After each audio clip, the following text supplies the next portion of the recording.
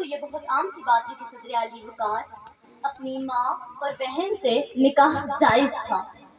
بہت عام سی بات ہے کہ عزائم مخصوصہ کی پرستش کروائی جاتی تھی۔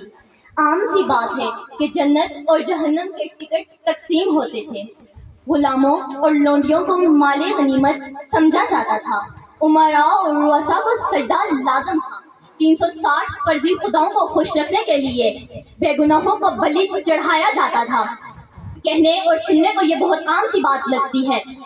باپ از خود اپنی زندہ بیٹی کی قبر تیار کر کے اسے زندہ ہی درگور کر دیتا تھا۔ کہنے اور سننے کو یہ بہت عام سی بات ہے کہ اونٹوں کے پانی پلانے اور گھوڑوں کی ریس پر خوریز اور خوشام جنگوں کے وہ سلسلے چل پڑتے کہ مقتل لاشوں سے بھر جاتے۔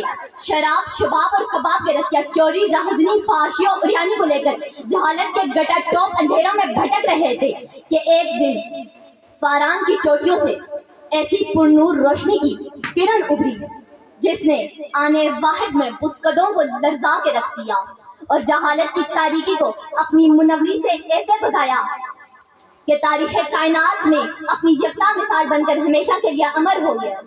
صحرائے عرب کا ذرہ ذرہ آفتاب ہوا۔ غلام ابن غلام نے نجیبوں کی شاہی دیکھی۔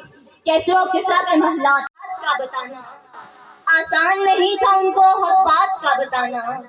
ابو لہب سے لڑتے رہنا، ابو جہل کو مٹانا۔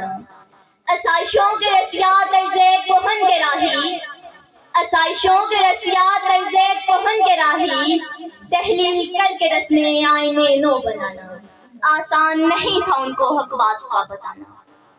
آسان نہیں تھا صدر علی وقار، مگر حاجی اعظم و برحق نے کمال ہمت و حوصلہ سے مشکلات و فسادات کا سامنا کرتے ہوئے ہر آزمائش کو گلے لگا کر اپنی صداقت و امانت کے بلبوتے پر جب حکم خداوندی کو پھیلانے کی ٹھان لی تو پھر کچرا پھینکنے والی بڑھیا سے لے کر کلیجہ چھپانے والی ہندا تک کو اپنی رحمت سے زیر کیا۔ اور پھر سرکاران عرب نے اپنی چھٹیاں نہ بچانے کو آپ صلی اللہ علیہ وآلہ وسلم کے سامنے عرب کی خوبصورت ترین عورت سے لے کر اقتدار تک آپ کے قدموں میں لا رکھا، مگر آپ ڈگمگائے نہیں۔ یہاں تک کہ جب آپ کو ڈرانے دھمکانے والے آپ کے چچا ابو طالب کے پاس آئے تو آپ نے یہ کہتے ہوئے قیامت تک کے رہبروں کو سنہری اصول دے دیا کہ چچا جان، میں اس وقت تک اپنا راستہ نہیں بدلوں گا جب تک جس نے مجھے اس پر چلایا ہے وہ مجھے اس پر چلاتے ہوئے ہلاک کر دے یا کامیاب کر دے۔ بات یہاں سے نکلی تو آپ صلی اللہ علیہ وآلہ وسلم کا مقاطع کیا گیا، آپ کو محصور کیا گیا، آپ کو ہجرت پر مجبور کیا گیا، آپ پر قاتلانہ حملے ہوئے، مگر آپ دیدہ دلیری اور صبر و استقامت کا پہاڑ بن کر ڈٹے رہے اور پھر درِ یتیم مکہ فاتح مکہ بن کر اپنے دیش کو واپس لوٹے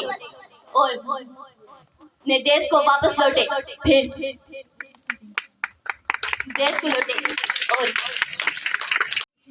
مدینہ سے مکہ اور مکہ سے واپس مدینہ تک منشور انسانیت کو امنی جامہ پہنا کر ماں باپ، بہن بھائی، دوست احباب، رشتہ دار، قرابت دار، غلام، لونڈی، حجر، شجر، حتیٰ کہ جانوروں تک کے حقوق سکھا کر ظاہر ترین قوم کو بہترین امت بنا گیا، کیونکہ انہیں خبر تھی وہی کریں گے یہ کام مشکل تھا ان کو آسان۔ انہیں خبر تھی وہی کریں گے یہ کام مشکل تھا ان کو آسان۔ ہمیں بنا کے امت اپنی گئے ہیں وہ کر کے ہم پہ وہ معلوم۔